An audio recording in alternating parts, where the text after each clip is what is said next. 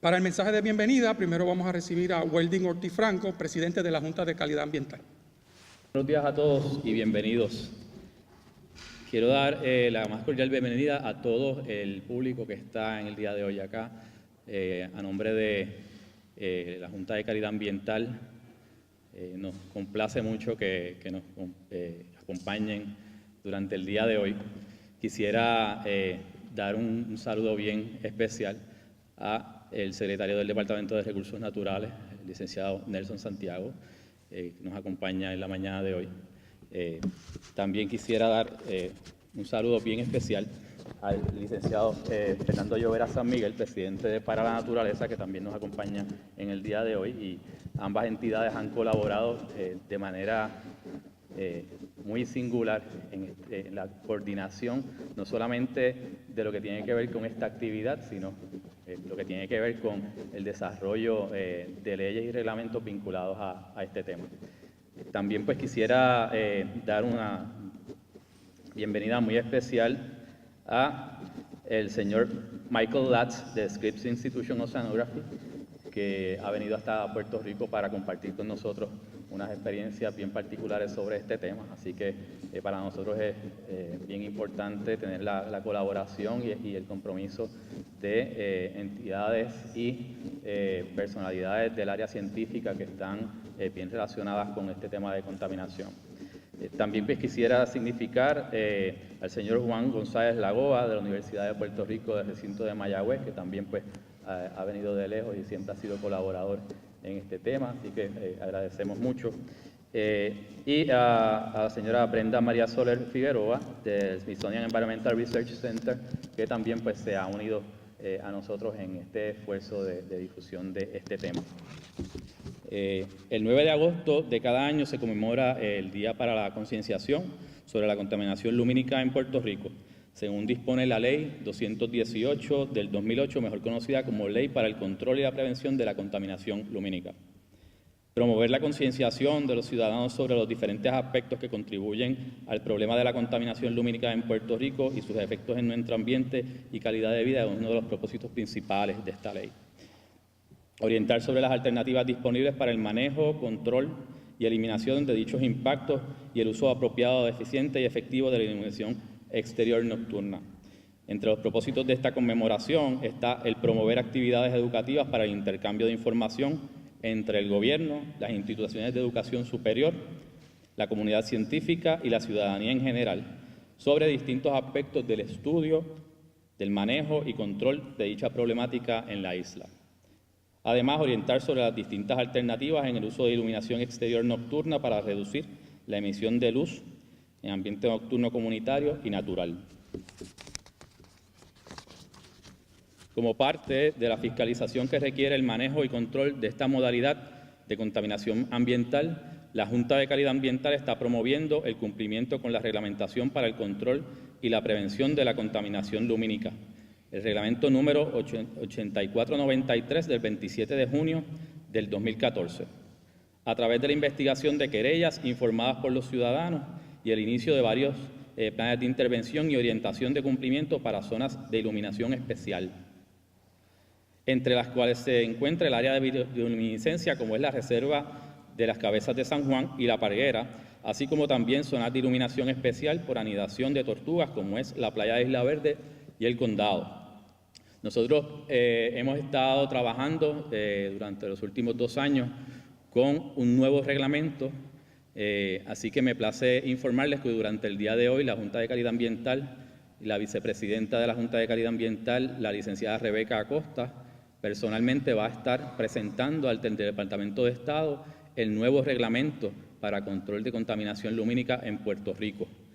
Y no ha sido coincidencia el que pues, lo hayamos sacado en esta fecha. Hemos querido tenerlo para este día porque entendemos que es un día importante, emblemático para todos los que estamos preocupados por este tipo de contaminación en Puerto Rico. Así que hoy se va a estar presentando este reglamento, deroga el reglamento 8493. Vamos a contar con una nueva herramienta reglamentaria Y también pues vamos a tener el mapa de zonas que la Junta de Planificación ya va a estar emitiendo este próximo viernes, van a estar emitiendo el mapa de zonas, así que al cabo de 30 días, a partir de hoy, este reglamento va a estar vigente junto con el mapa de zonas y entonces nos vamos a poder mover hacia adelante para entonces tener unos esfuerzos de fiscalización más ágiles que atiendan las preocupaciones de todos los sectores. Así que pues, queríamos darle esa primicia durante el día de hoy. Tanto la Ley 218 y el reglamento reconocen como prioritarios estas áreas de iluminación especial debido a la importancia que tienen dichos ecosistemas naturales oscuros debido a su valor ecológico, escénico, turístico y cultural en Puerto Rico. La bioluminiscencia es uno de los fenómenos naturales más importantes que podemos apreciar en los ecosistemas terrestres y marinos cuando cae la noche. Lamentablemente hay muchos factores que han contribuido a que cada día sean escenarios para difíciles y raros de observar, por lo que atender la contaminación lumínica es parte esencial de contribuir a proveer oportunidades de apreciarla en su más brillante esplendor. Muchos no consideran la presencia de luz artificial nocturna como un contaminador del medio ambiente. Esto debido a la importancia que la misma nos representa en nuestros espacios urbanos y rurales. La problemática no reside en el uso de iluminación per se, sino el uso inapropiado de esa iluminación, excesivo e innecesario. Todos podemos contribuir a mejorar la calidad de los ambientes nocturnos, en especial en aquellas áreas donde la oscuridad es esencial para conservar el aprovechamiento del medio ambiente, nuestro disfrute de los fenómenos naturales y todo lo que nos rodea. Aunque la ley y el reglamento de la Junta de Calidad Ambiental tienen como una de sus finalidades principales el mejorar la calidad de los cielos astronómicos, para que todos podamos ver y estudiar las estrellas, la pérdida de oportunidades de ver la bioluminiscencia debido a la presencia de contaminación lumínica justifica como interés apremiante la necesidad de que todos ayudemos a que este recurso no se pierda de nuestra vista, no solo para nuestro disfrute local y para apoyar la industria del turismo, que es tan importante para Puerto Rico, sino por su importancia ecológica. Estamos muy agradecidos con el Departamento de Recursos Naturales y Ambientales y para la Naturaleza, que juntos hemos colaborado en la organización y celebración de esta actividad. De igual forma, estamos muy agradecidos por los deponentes que aceptaron la invitación para presentar sus charlas. Por último, queremos agradecer a los participantes del Consejo Asesor en Contaminación Lumínica y el Comité para la Reglamentación de la Contaminación Lumínica por su interés y apoyo para con todas las actividades e iniciativas que se han encaminado para con el tema en años recientes. Y yo quiero tomar un momento para mencionar las entidades que estuvieron trabajando directamente en la confección, en los comentarios que se hicieron a este reglamento: el Fideicomiso de Conservación e Historia de Vieques, la Sociedad Astronómica de Puerto Rico, el profesor Víctor Román Cordero, la señora Olga Ramos González, miembro del Comité Asesor sobre Contaminación Lumínica, el señor Víctor Román Cordero en su carácter personal, que también hizo unos comentarios a nivel personal, el señor Rafael Caballero Torres, la Asociación de Constructores de Hogares, Soledad Gastambide de Para la Naturaleza, el señor Fernando Lloveras, el arquitecto Alberto Lastra Power, de la Oficina de Gerencia de Permisos, la Autoridad de Energía Eléctrica, el Departamento de Recursos Naturales y Ambientales, y ponencias también y a colaboraciones pues, de todo lo que tiene que ver con el insumo que se ha recogido del Comité Asesor sobre Contaminación Lumínica. Comentaba yo esta mañana que es preciso ver, en la Junta de Calidad Ambiental trabajamos con diferentes temas de contaminación: contaminación de agua, contaminación de terreno, de aire, contaminación por ruido, contaminación lumínica, que más recientemente pues, se ha incorporado dentro de las responsabilidades de la agencia. Y es preciso ver cuando vamos a hacer un proceso de enmiendas reglamentarias o emitir un reglamento nuevo, pues se acercan grupos de interés, grupos preocupados por el tema, que quieren colaborar, que quieren dejar sentir sus comentarios, sus preocupaciones, ¿verdad? Y es preciso ver cómo en este tema todos los grupos de interés han tenido un norte común de aportar para que tengamos un marco reglamentario más ágil, más eficiente y que los recoja a todos. Comparado con otras áreas, pues la verdad que ha sido de verdad bien significativo todo ese insumo que en la Junta de Calidad Ambiental hemos recibido, comentarios bien profundos, ¿no? O sea, donde se ha ido a los detalles más específicos de las metodologías, de todo lo que tiene que ver con los aspectos que se tienen que incluir a nivel técnico. Así que mi agradecimiento especial a este grupo, ¿verdad?, al comité y el consejo, porque han hecho un esfuerzo extraordinario. El reglamento que presentamos hoy es un producto de ese esfuerzo que ustedes han hecho y de verdad que nos sentimos bien orgullosos y bien agradecidos de todo el trabajo que ustedes han hecho. Así que mi aplauso para ustedes. Para mí es un verdadero placer y un gusto estar participando hoy en este tercer simposio de contaminación lumínica. Quizás algunos hubiésemos pensado hace unos cuantos años atrás, el tema de la contaminación lumínica como algo remoto, ajeno, ausente, y pues gracias al esfuerzo y colaboración en parte, ¿verdad?, no solo de la agencia, sino también de la comunidad científica y el sector privado y los grupos de interés, pues ya estamos en el día de hoy celebrando un tercer foro. En principio, o antes de continuar, debería decir un saludo y un agradecimiento al presidente de la Junta de Calidad Ambiental, el señor Welding Ortiz Franco, al presidente de Para Naturaleza, el licenciado Fernando Llovera San Miguel, pues por la colaboración, por la invitación y por todos los esfuerzos que día a día hacen desde sus distintos sectores o áreas de trabajo para orientar y ayudar en la educación a toda la sociedad sobre lo que es este tema tan importante. Yo quisiera mencionarle, ¿verdad?, algunas de las cositas que estamos haciendo o que se han estado haciendo en el Departamento de Recursos Naturales relacionados con la contaminación lumínica. Desde allá hace unos cuantos años, incluso desde un poco antes de que tuviéramos una ley que regulara el aspecto, el departamento había intervenido directamente con la contaminación lumínica por la problemática de la desorientación de neonatos de tortugas marinas a causa de la iluminación artificial durante la noche. Desde el 2012, el Departamento de Recursos Naturales y Ambientales forma parte del Comité Interagencial para establecer el Reglamento de Prevención y Control de Contaminación Lumínica y también es miembro permanente del Comité Asesor sobre Contaminación Lumínica. Y hoy, pues, la Junta de Calidad Ambiental nos comparte como primicia la agradable noticia de que se está presentando un nuevo reglamento. Vaya a ellos nuestro reconocimiento. Desde el 2013, el Departamento de Recursos Naturales, a través de la Oficina de Especies Protegidas y la División de Relaciones con la Comunidad, ha estado organizando y participando en talleres educativos por toda la isla, mesas de trabajo, comités y otros foros de trabajo sobre cómo prevenir y controlar la contaminación lumínica en las áreas costeras.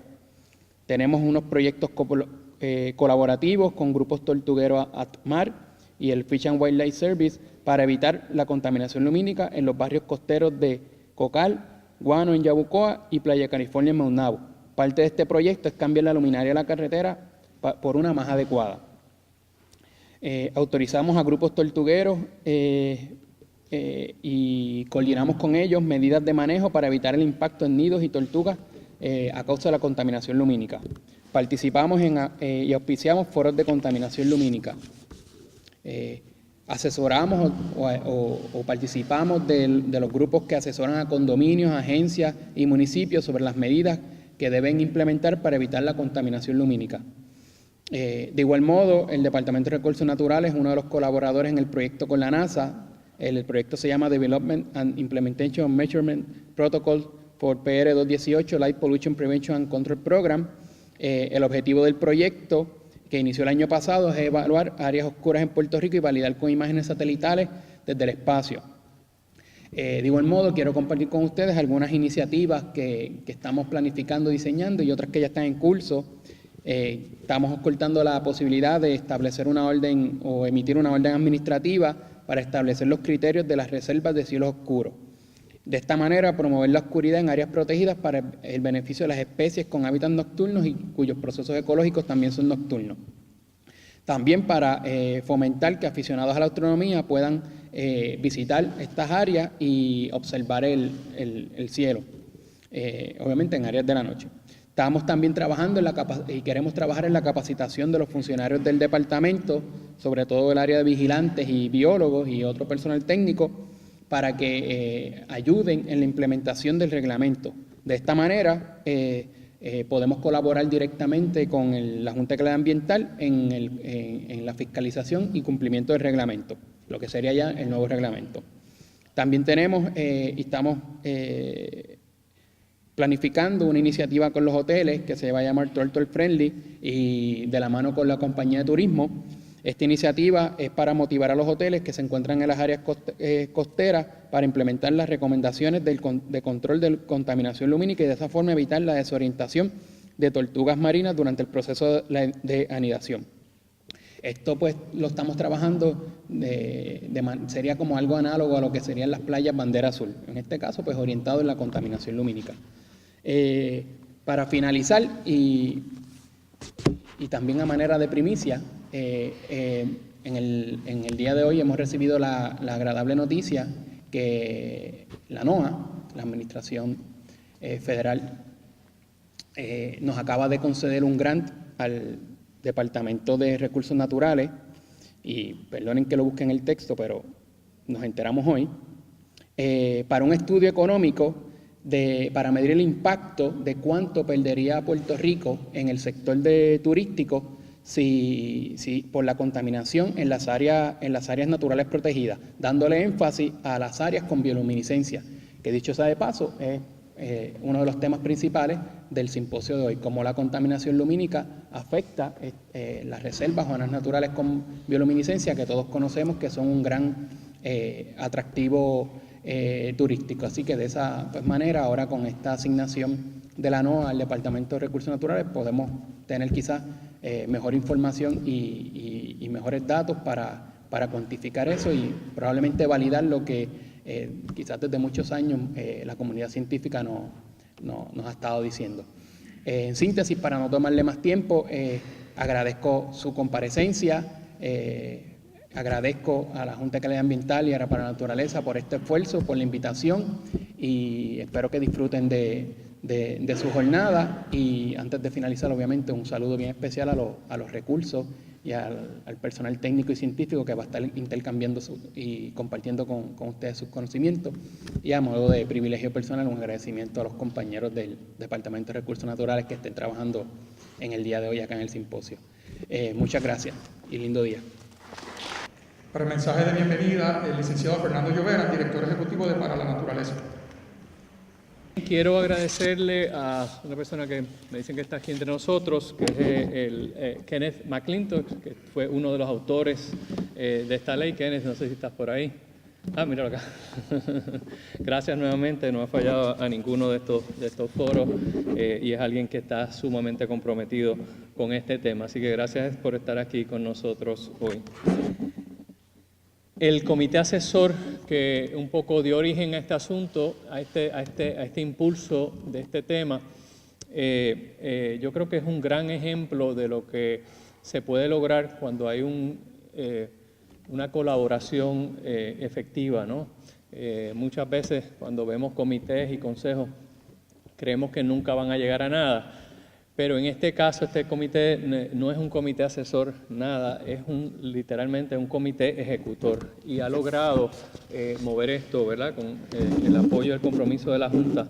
Pero este cuerpo merece un gran reconocimiento, como dijo el presidente de la Junta, y quiero mencionar a nombres claves. Han habido muchas personas en este consejo o comité asesor: el doctor Juan González Lagoa, que se encuentra aquí entre nosotros, José Alicea Pou, que es uno de los grandes campeones y ejecutores de esto, Yasmín de Tres, también está aquí con nosotros hoy, Mark Martin, que ha hecho una excelente labor en Vieques y el Fideicomiso de Vieques, Fernando Abruña, también ha sido un colaborador incansable de esto, Elizabeth Padilla, de nuestro equipo de trabajo, ha sido cómplice de todo esto también, Olga Ramos, Lirio Márquez, Jorge Fernández Porto, ha sido un gran aliado en nuestra gesta legislativa, y Carlos Vélez, entre otros. Así que un gran aplauso para este equipo porque ha sido un gran ejemplo para Puerto Rico.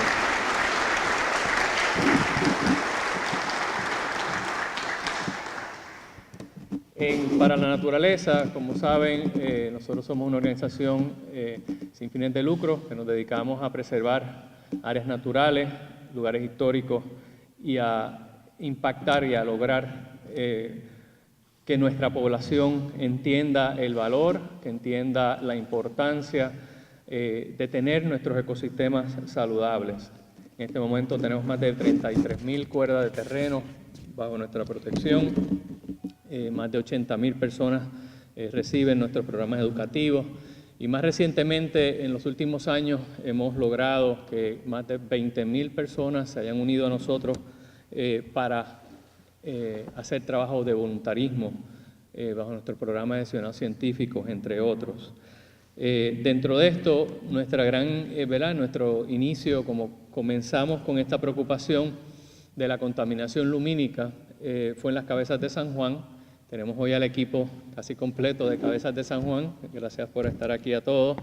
Y este gran equipo, pues, ¿verdad? Es uno de los custodios principales de la Laguna Grande, ¿no? Una de las 3 bahías bioluminescentes de Puerto Rico. Y todo esto comienza cuando estoy con una visita y su familia, y estamos, el resplandor de la luz era tan y tan grande que yo tenía que decirles a ellos: pónganse de espaldas, vamos a tapar toda la luz para poder ver el fenómeno, ¿no?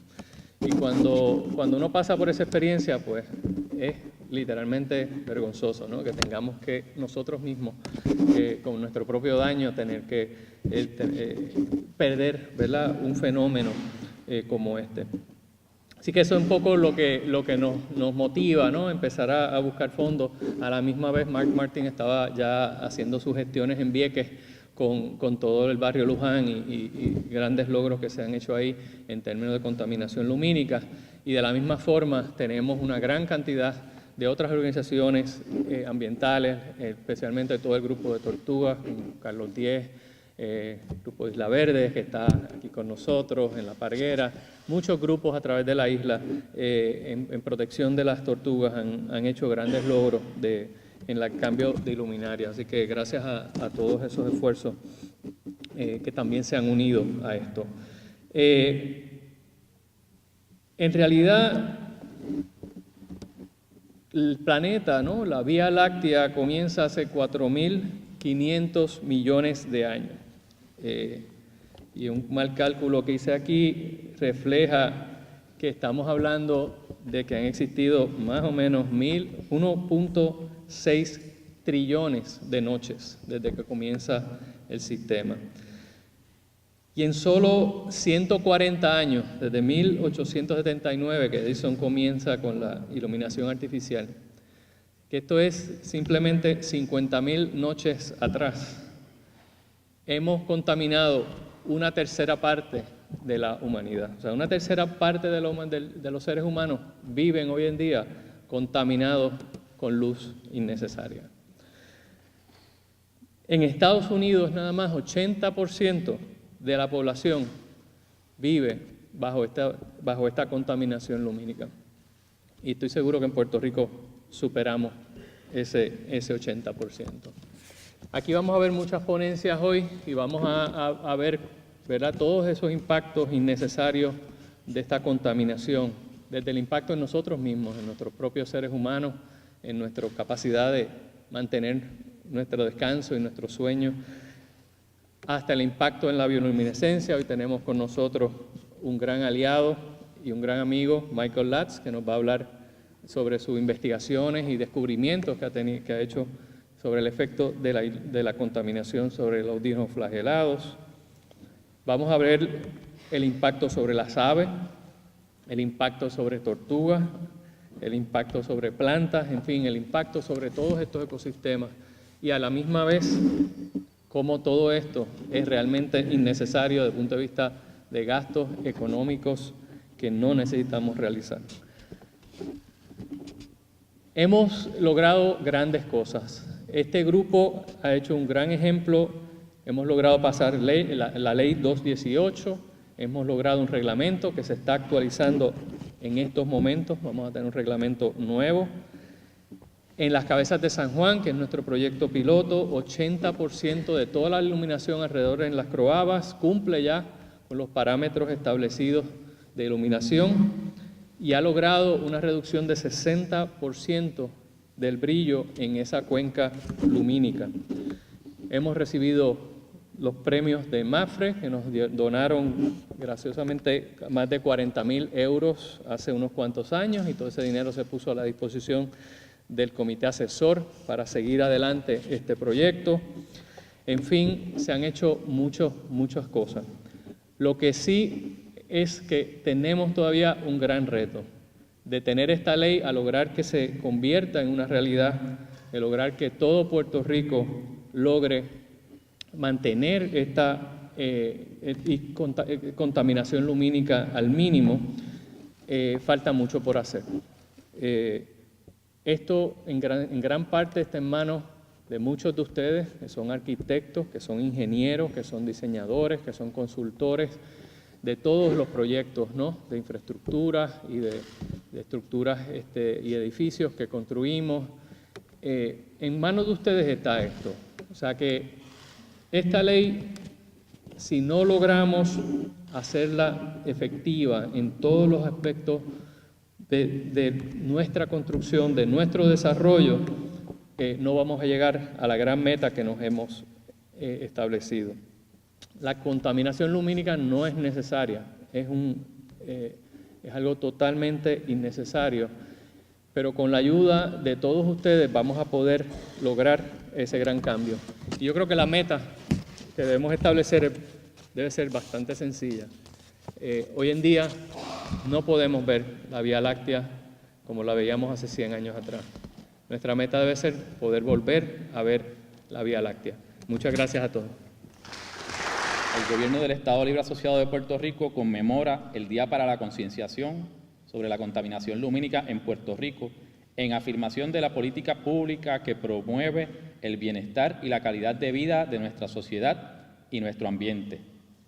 Por cuanto el Día para la Concienciación sobre la Contaminación Lumínica en Puerto Rico, establecido por la Ley 218/2008, Ley para el Control y Prevención de la Contaminación Lumínica, provee la ocasión propicia para orientar y concienciar a nuestros conciudadanos sobre los impactos del uso excesivo e inapropiado de iluminación exterior, así como las alternativas para corregir esta problemática y propiciar el ahorro energético.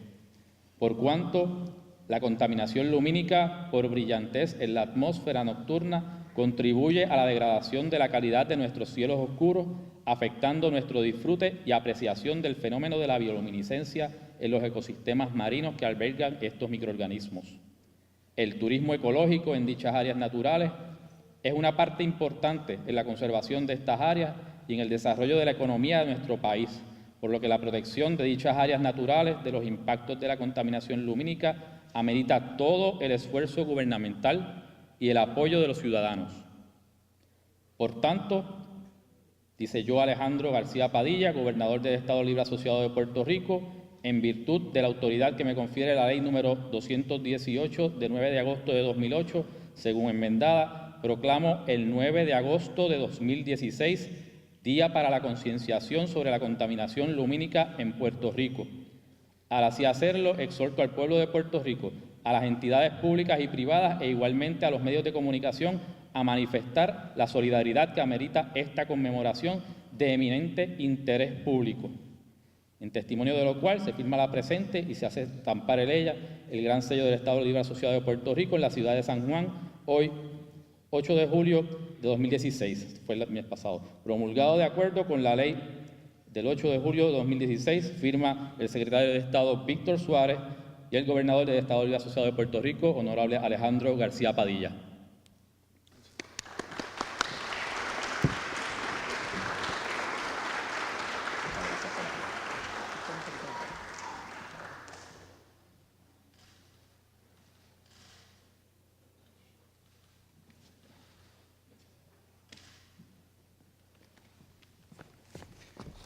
Estamos bien agradecidos en la División de Contaminación Lumínica por recibir la proclama.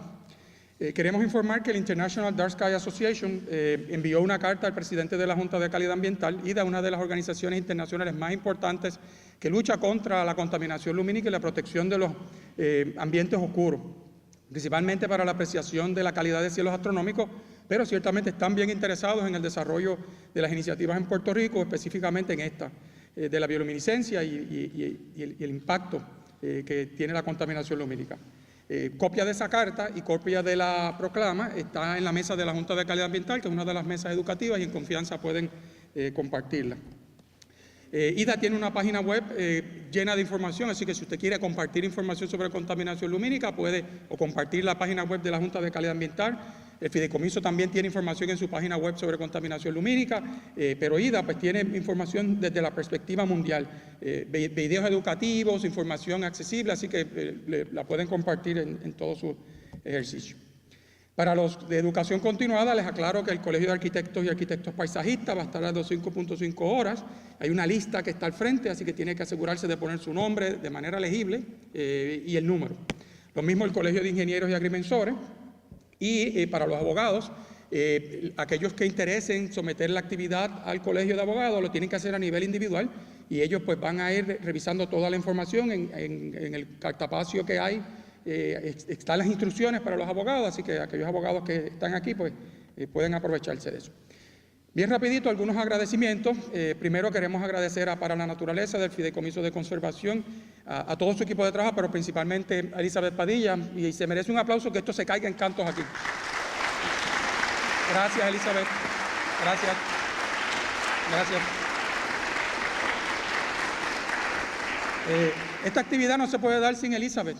Yo siempre he dicho que Elizabeth es la madre de la criatura y ciertamente el apoyo de ella como persona, como científico y como funcionaria de Para la Naturaleza es invaluable para el tema de contaminación lumínica.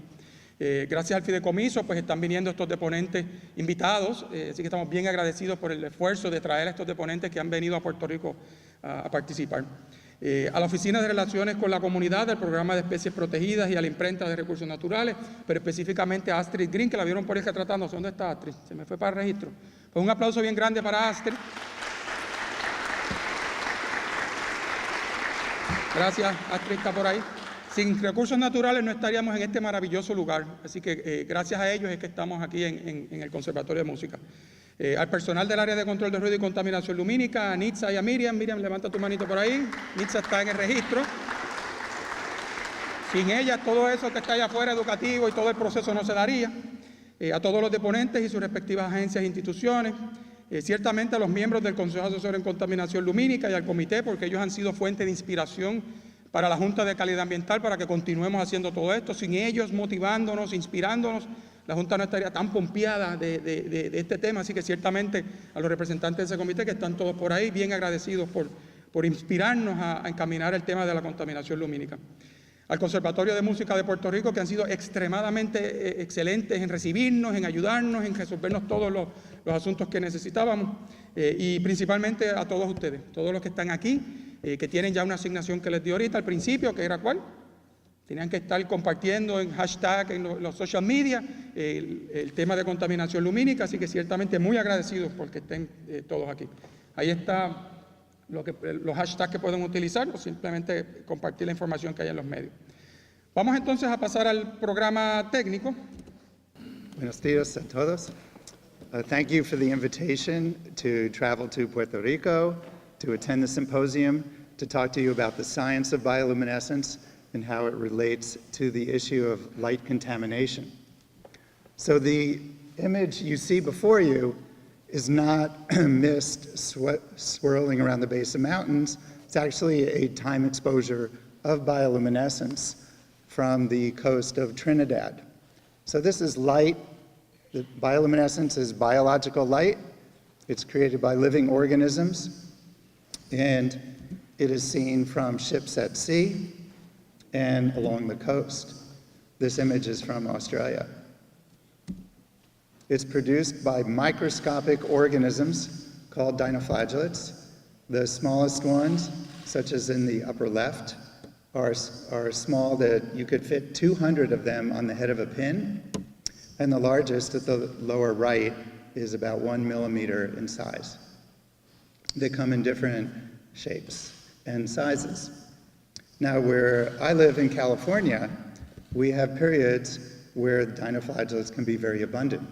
We call them red tides because during the day, the color of the water is reddish or brownish because of the large numbers of dinoflagellates. Each one has a little bit of color to it, which is actually sunscreen. And at night, you get beautiful displays of bioluminescence.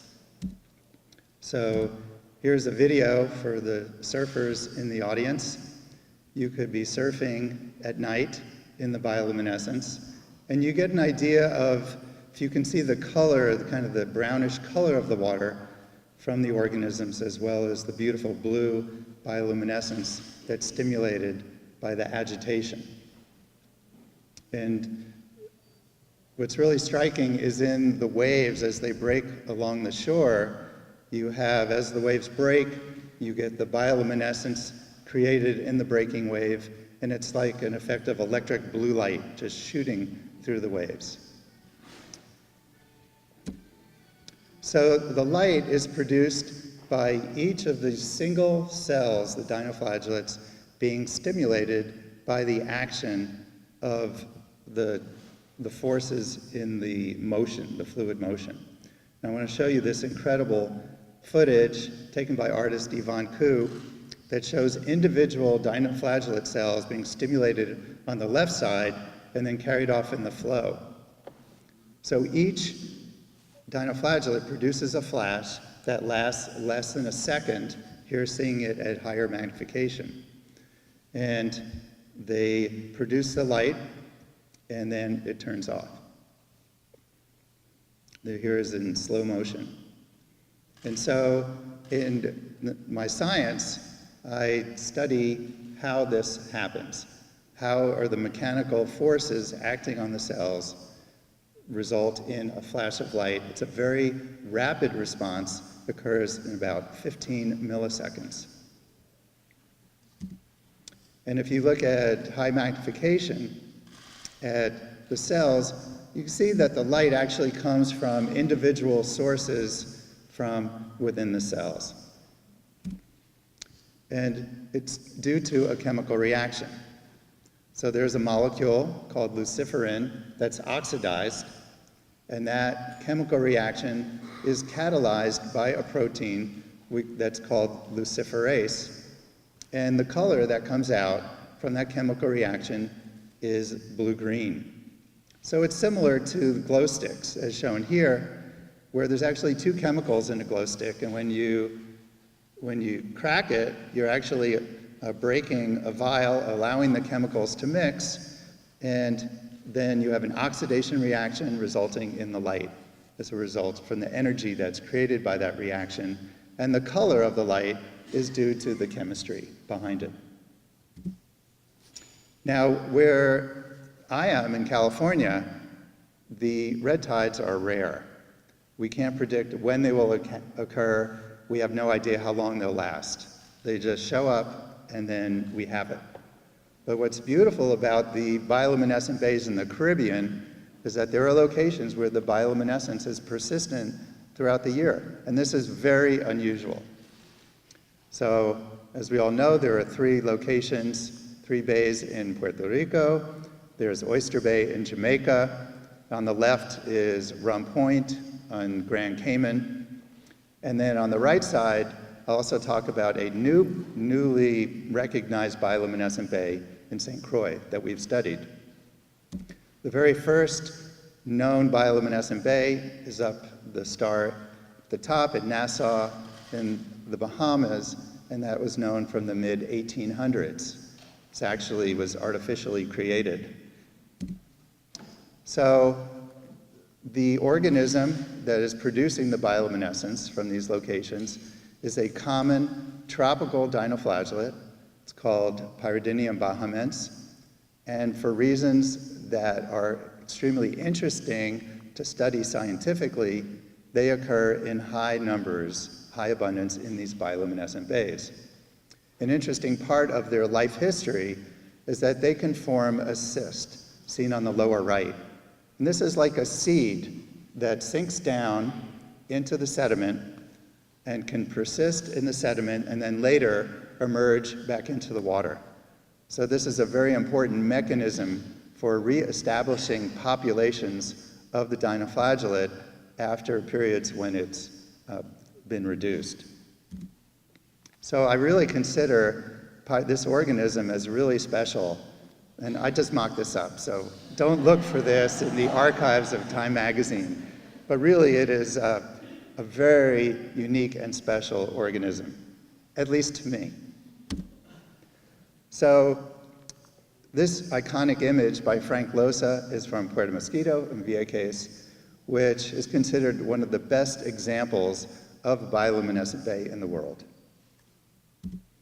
And if you've never been out to see the bioluminescence of Puerto Mosquito, here's just a glimpse of what it might look like. This is from a German video.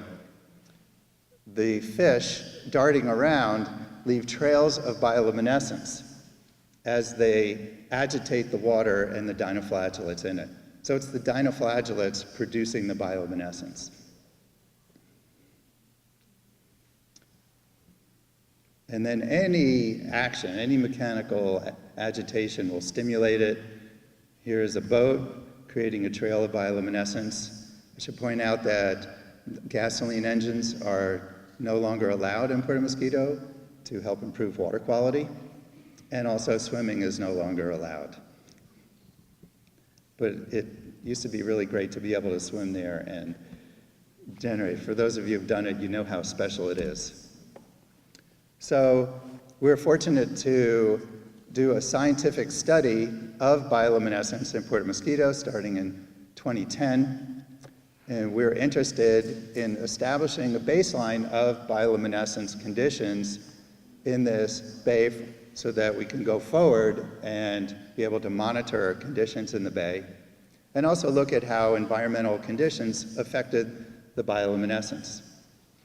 And in doing this, we worked with the Vieques Conservation and Historical Trust, and this was a unique challenge because the science facilities are very modest on Vieques, and so we did a project using citizen scientists, and this went on for 4 months. And so they did all the hard work, and we had the science oversight, but the study was done according to rigorous scientific standards. So the overall goal is to generate a scientific understanding of the dynamics of this bay so that we can use that going forward for effective management and conservation of the bioluminescence. So in doing this, we use 2 instruments for sampling.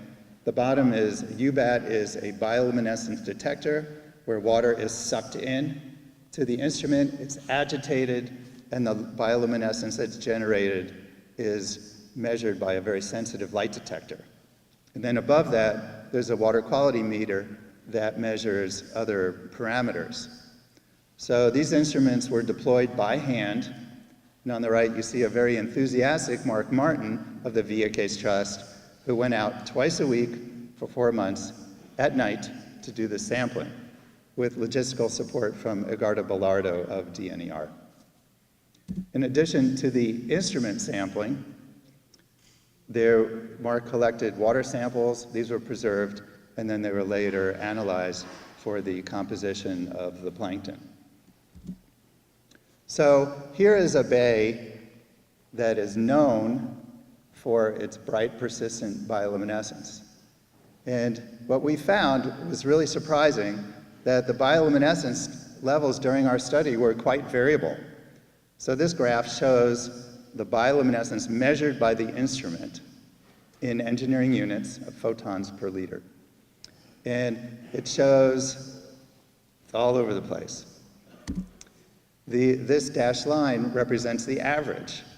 And so a lot of the time, the measured levels of bioluminescence didn't represent the average. There were periods when it was much higher and periods were much lower. And the study ended with a whimper with very low levels of measured bioluminescence. But the bioluminescence was due to the abundance of Pyridinium bahamense. So in this lower graph, this shows that relationship, and there's a very strong correlation of bioluminescence with the abundance of Pyridinium, and this tells us that the bioluminescence, Pyridinium really is the source of bioluminescence in this bay. One interesting thing we saw was that during this period of study, there were two major storms that came through. The first one, the period highlighted in blue, is in October, the second one in November. These had very high levels of rainfall. In fact, for the first storm, it was impossible to get out the road was impassable until a couple of days after the storm. But during these periods, the level of bioluminescence and abundance of Pyridinium went way down. So there was a big impact of the storm.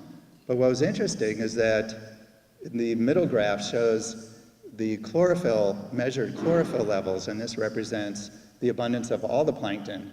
There was actually an increase in the phytoplankton community. And this is because in the first case, there was a bloom of flagellates, so there's an increase in the abundance of flagellates.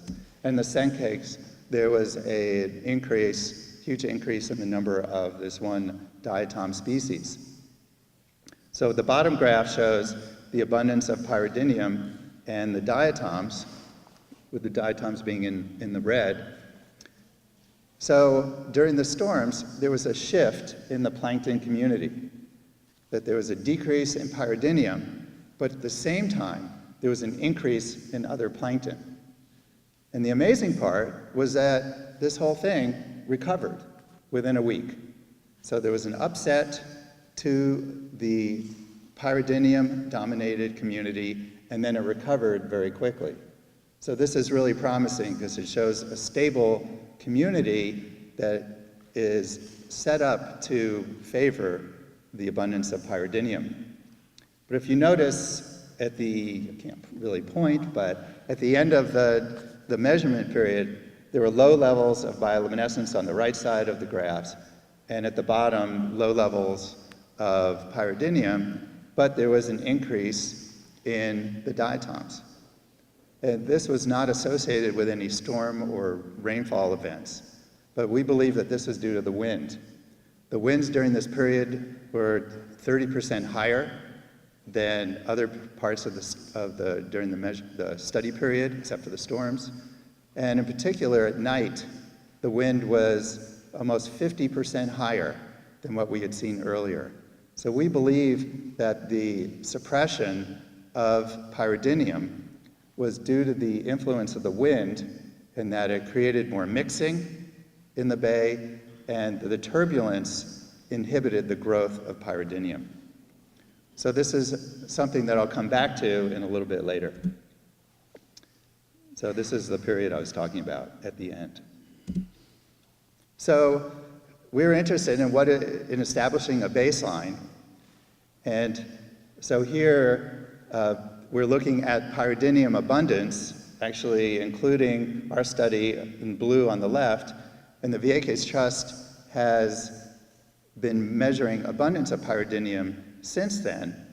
And so this shows their numbers for 2014 and up to closer to the present. And what's really interesting is that the levels after our study were about 4 times higher. So the question is, what is the baseline?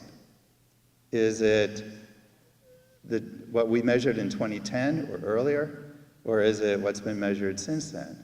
And how will it change in the future? So really, in trying to answer that question, you really need more study. So just measuring over a couple of years is not enough to answer the question of what is the baseline, because it's very important to establish that going forward with a changing climate. So now I want to turn to this second bioluminescent bay that we've been able to study. And this is in St. Croix, which is just a little bit over to the east and part of the Salt River Bay, which is a large bay system on the north central part of the island. I don't know if anyone's had the opportunity to go there, but there is, on the right side here, I'll zoom in on it, there is a bay that's been called the Mangrove Lagoon, and it's turned into a bioluminescent bay. Now, the shape of this lagoon is very similar to that of other bioluminescent bays, that it has, well, this is a very small lagoon, but it has a narrow opening to the sea. It's shallow, and it's fringed with mangroves. The mangroves are believed to be extremely important in supplying nutrients for the growth of the dinoflagellates. So we had an opportunity to study bioluminescence and other parameters of this bay because it was threatened with development. So we actually used a study design very similar to what we had developed successfully in Puerto Mosquito. We had citizen scientists. Here, this is Michael and Paul, associated with the St. Croix Environmental Association. They went out twice a week for 6 months. So this is a 6-month study using similar instrumentation. In this case, the research vessel that was used was a kayak. And then they took water samples for counting the plankton. And this shows the instrument measurements in blue over the study. And again, the bioluminescence was variable. And if we look at the average, which is this dashed line, it turns out that most of the measurements do not represent the average. The red symbols represented here are the abundance of pyridinium. And if we look at the relationship of bioluminescence with pyridinium, we see again a very strong correlation. And if we compare that to what we had already measured in Puerto Mosquito, you see essentially one relationship. So, and we also had an opportunity to measure in Laguna Grande, and it's also the same relationship.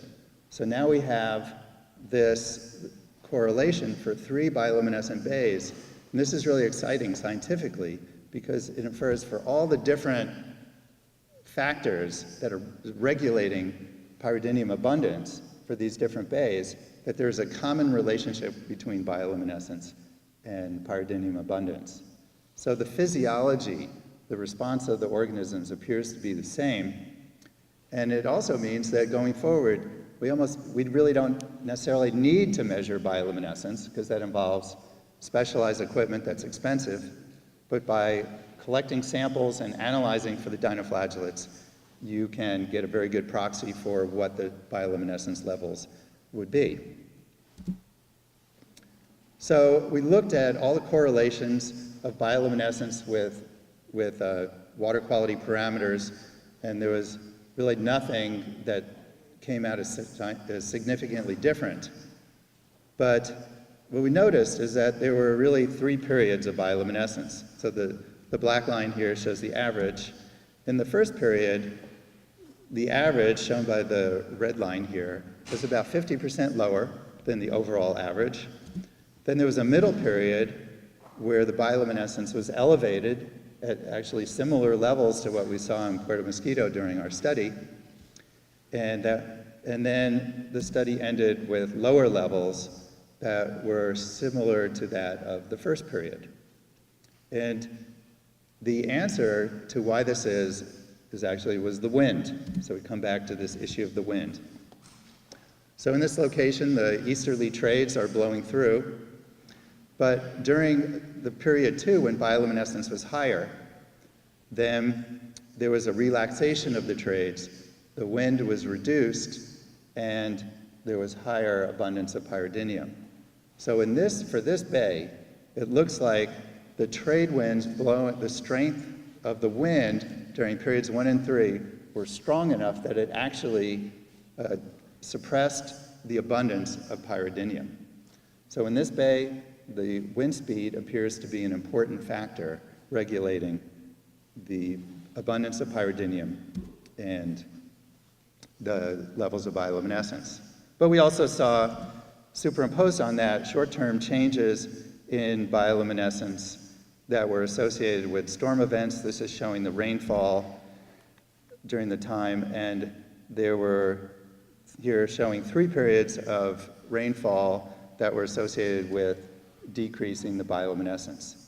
So you have rainfall effects that suppress the bioluminescence, and in this case, longer period effects due to the wind. So in keeping with the theme of this symposium, I wanted to talk about the effect of background light on bioluminescence. So in considering that, we really need to be explicit about what bioluminescence we're talking about.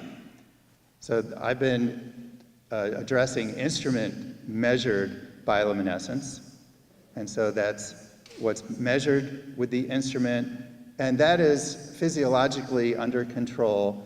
There's a day and night rhythm. So during the day, the system is completely shut off. If you collected bay water from bioluminescent bay, put it in the dark. If you collected it during the day and put it in the dark, shook it up, you wouldn't see much. But the system is turned on at night. But bright lights, such as room lights, can actually inhibit bioluminescence. So it's interesting to consider whether lights out present at night in these bays can actually inhibit the bioluminescence of pyridinium. And so then there's background light, which includes natural light, such as moonlight and starlight, and then this issue of the light contamination, light pollution. So that's the measured bioluminescence, but then there's the observed bioluminescence. And this is what you would see if you go out on the bay. And that is essentially related to how much bioluminescence is produced by the dinoflagellates, so the measured bioluminescence, compared to the amount of background illumination. So based on that ratio, if there's higher background, you expect to see less bioluminescence. And so we can have observers that rate bioluminescence based on what they see and compare it to what is measured by the instrument for different lighting conditions. So that's essentially what we're interested in going forward with this area of scientific study. So in the Puerto Mosquito study we did, there were 4 periods of full moon. We were interested, does moonlight suppress the bioluminescence? And essentially the answer is no, that certainly there are periods of low bioluminescence during the full moon, but in fact the brightest bioluminescence we measured was during the full moon. And we saw a similar thing for the St. Croix study, which is shown here, that we had 7 periods of full moon, and there was no evidence that the moonlight could inhibit the production of bioluminescence by the dinoflagellates. But during the study, we had observer measurements and observations of bioluminescence on a 5-point scale, with 5 being the brightest. And these are the symbols shown in red. And just to kind of simplify things, on the left side here, we look at the observed bioluminescence as a function of what the instrument is measuring. And certainly, on the right side of that graph, when there's high levels of measured bioluminescence, there's high levels of observed bioluminescence. But what's really fascinating is on the left side of that graph, which represents lower levels of instrument-measured bioluminescence, bioluminescence could still appear bright. But you'll notice that all the 1s and the 2s occur with when lower levels of bioluminescence were present. And if we look on the right graph, this looks at how the observed bioluminescence relates to the moon phase, that the bioluminescence could appear bright even during a full moon, but certainly the lower levels occur when the moon is brighter. But I want to give you, forget the science part really, but give you a real-life example of this relationship between the measured bioluminescence and observe bioluminescence. And this example is from a night where we went out in a different lagoon in St. Croix called Altoona. And this is actually a much larger lagoon than the mangrove lagoon that we had studied. And we went in a kayak, and first we went to this site, Station 1, on the east side of the bay, and the bioluminescence there was bright. It was really nice. Then we went over to Station 2 and observed the bioluminescence there, and it was even better, so we call that brighter. Then we went to Station 3. Station 3, it was so bright that every drop of water was like liquid fire coming into the water. It was spectacular. It was the best I've ever seen. Now, at each of these stations, we also had an opportunity to measure the bioluminescence with the instruments. And so, what would you think? That Station 3 would have the highest levels of measured bioluminescence? Well, it seems obvious. But in fact, if we look at the values from the measured bioluminescence, it was Station 1, which is the left bar, that had the brightest, had the highest levels of measured bioluminescence. And in fact, Station 2, which appeared brighter than Station 1, had only half the level of measured bioluminescence. So what explains this disconnect? Well, the answer is the background illumination. So Station 2 was darker than Station 1, and Station 3 was the darkest.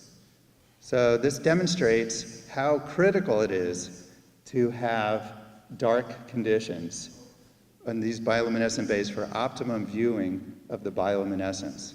And even if the instrument is measuring lower bioluminescence, it still can appear bright to the observer if the bays are dark. So I want to summarize by, first of all, emphasizing that for these bays, which are known for their persistent bioluminescence, it can be quite variable. So when there are periods where the bays go dark or dim, it's very disappointing, but it happens. And I think it's just part of how the bay ecosystem is affected by environmental conditions. Now, of course, we need more study of this to really understand the dynamics of it. And we see changes at different timescales. We see short-term changes after storms, and then longer-term changes that appear to be related to the wind. And then in terms of observed bioluminescence, well, it's really dependent on the background illumination. If it's dark enough, even if the instrument is measuring lower levels, then it can still appear really bright. So we need to keep these bays dark and reduce light pollution to enhance the aesthetics of seeing the bright bioluminescence. So really, the management plans for these bays need to include this component of reducing light contamination.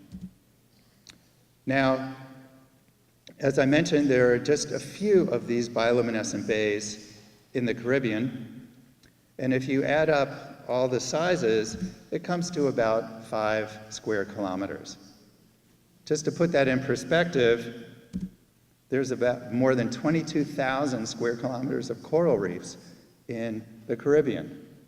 So from my biased perspective, I consider these bioluminescent bays not only very rare, but I also consider them special ecological wonders, in that it's highly unusual to have one species of organism that is so abundant and maintains its abundance throughout the year, because according to ecological theory, that shouldn't happen.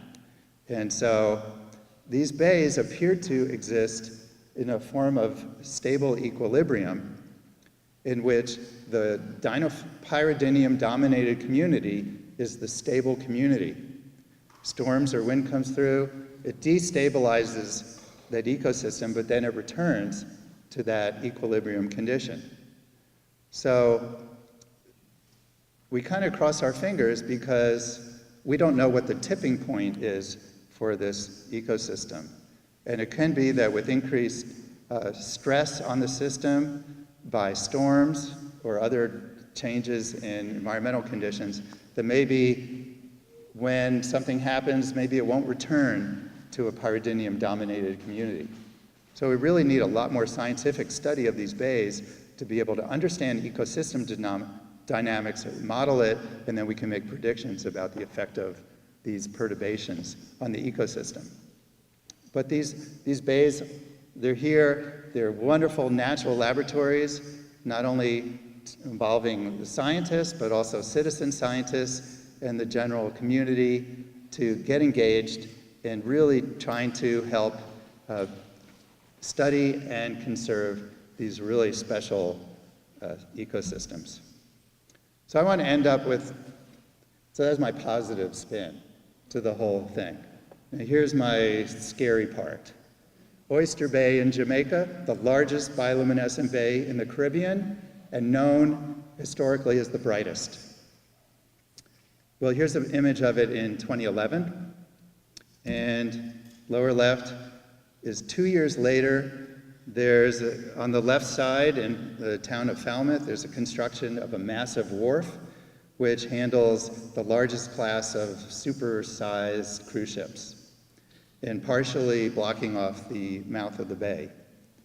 I'm not aware of any scientific study of the impact of that development on the pyridinium inside the bay and the bay dynamics, but as you can see in the lower right side, there's a serious issue with light contamination, light pollution in this bay.